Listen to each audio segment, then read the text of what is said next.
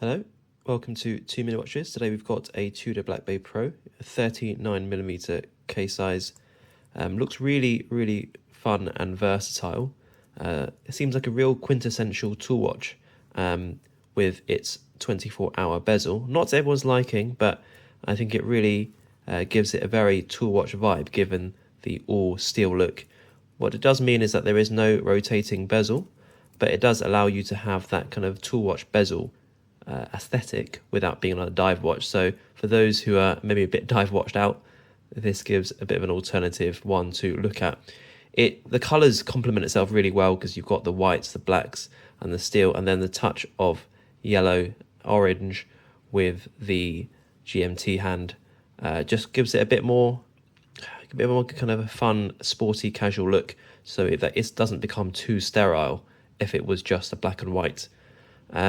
Again, I guess for those who don't love the snowflake hand, the fact that you then have an additional element of the snowflake on the GMT hour as well as the normal hour might not be to everyone's taste.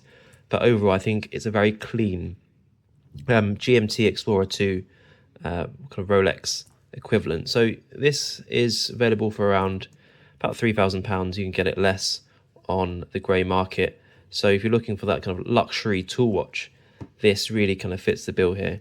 You've got your usual riveted, or the faux rivet, stainless steel kind of oyster style bracelet, I guess. That's similar to all the other Black Bays that not everyone is a fan of, but it is kind of well finished.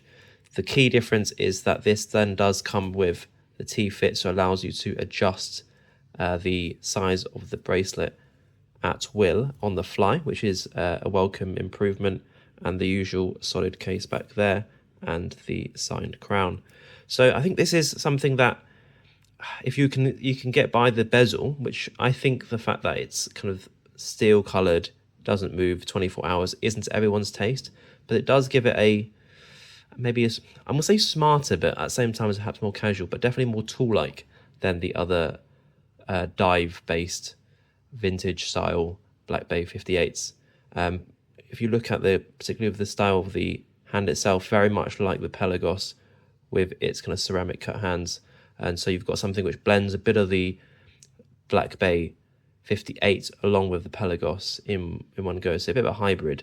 I think it really works.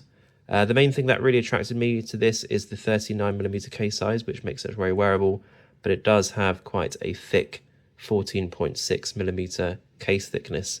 So I'm going to work out how much that is a problem on my wrist. Here we have the Tudor Black Bay Pro on my 6.25-inch wrist. You can see that the lug-to-lug length for about 47mm is kind of fine at a top-level view, and if you take it down, the wrist overhang, completely fine as well. It is just a bit, you can see the proportions. If I kind of turn it at a diagonal edge, you can see it's quite, that slab-sided case that the Tudor Black Bay series has is more pronounced given the relatively small 39mm case size and the 14.6mm case thickness. It is thicker than your usual Black Bay 58s, which are of the similar 39mm case size. So it is going to feel a bit more of a kind of hockey puck, is the kind of phrase that I've seen on the forums, which I kind of agree with, but I don't think it's that noticeable. And